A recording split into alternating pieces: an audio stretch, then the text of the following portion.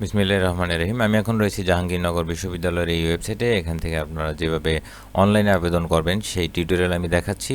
সর্বপ্রথম আপনারা একটু দেখে নিন। এখানে 2023-24-এর সার্কুলার, আপনাদের বিজ্ঞপ্তিটা আপনারা এখানে নোটিশ বোর্ডে এসে আপনারা দেখতে পারবেন। এখানে এই সার্কুলার উপরে ক্লিক করলেই আপনারা সার্কুলারটা সম্পূর্ণ দেখতে পারবেন। তো আমি ক্লিক করলাম, এখানে দেখতে পাচ্ছেন সব কিছু নিয়মকানুন রয়েছে, আপনারা একটু দেখে নেবেন। এখানে 4 পেজ রয়েছে। তো আমি এখন চলে যাচ্ছি হোমে গিয়ে এখানে কিন্তু প্রথমে দেখতে পাচ্ছেন ন্যূনতম যোগ্যতা যাচাই রয়েছে, তারপরে মোবাইল নাম্বার যাচাই, ছবি স্বাক্ষর, আপলোড, ফি প্রদান, প্রবেশপত্র ডাউনলোড। তো প্রবেশপত্র এখন ডাউনলোড করতে পারবেন না, আপনাদের সময় হলে জানিয়ে দেওয়া হবে। তো এখানে সহায়তার জন্য দেখতে পাচ্ছেন বিভিন্ন নাম্বার রয়েছে, এগুলি আপনারা ইউজ করতে পারেন। তো আমি এখন ছবি এবং স্বাক্ষরের ব্যাপারটা একটু দেখিয়ে দিচ্ছি, এরপর আমি চলে যাচ্ছি সরাসরি আপনারা যেভাবে আবেদন করবেন অনলাইনে সেই টিউটোরিয়ালে। তো আমি এই লিঙ্কটা দিয়ে দিব, এই ইমেজ রিসাইজার। এখানে এসে আপনারা সিলেক্ট ইমেজে ক্লিক করবেন। ভিডিও ডেসক্রিপশন বক্সে সব লিঙ্ক দেওয়া থাকবে, সেখান থেকে আপনারা নিয়ে নেবেন। তো আমি এখানে সিলেক্ট ইমেজে ক্লিক করে ফটোটা ওপেন করলাম। ফটোটা বলা হয়েছে 300x300 পিক্সেলের।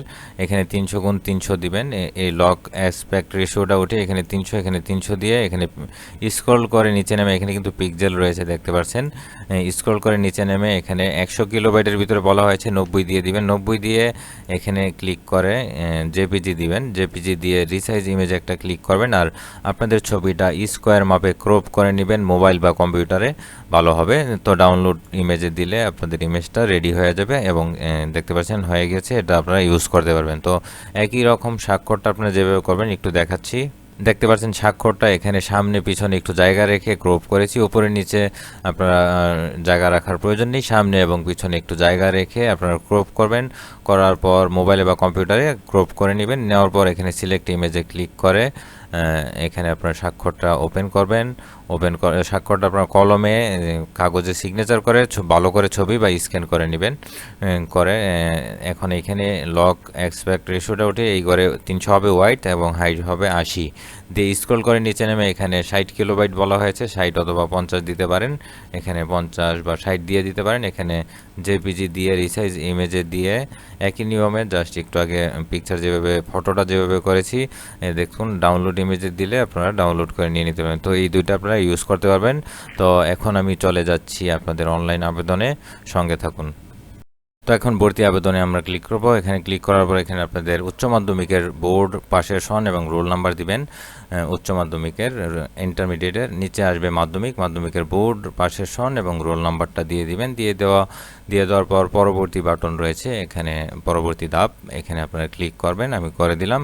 এখন আপনাদের মোবাইল নাম্বারটা দিবেন। এই মোবাইল নাম্বারে একটা কোড চলে যাবে, সেটাই পিন নাম্বার, পাসওয়ার্ড সেটা, এবং এই মোবাইল নাম্বারটা, এই দুইটা দিয়ে আপনারা পরবর্তীতে লগ ইন করবেন। দেখতে পাচ্ছেন নিশ্চিত করে দিলাম। এখন মোবাইলে একটা কোড চলে এসেছে, সেই কোডটা এখানে বসিয়ে দিবেন। আর এই দুইটা আপনারা সংরক্ষণে রাখবেন, মোবাইল নাম্বার এবং আপনাদের এই কোডটা নিশ্চিত করে দিয়ে আপনারা ছবি স্বাক্ষর আপলোড করবেন। আমি দেখিয়েছি প্রথমে যেভাবে ছবি স্বাক্ষর আপনারা তৈরি করবেন।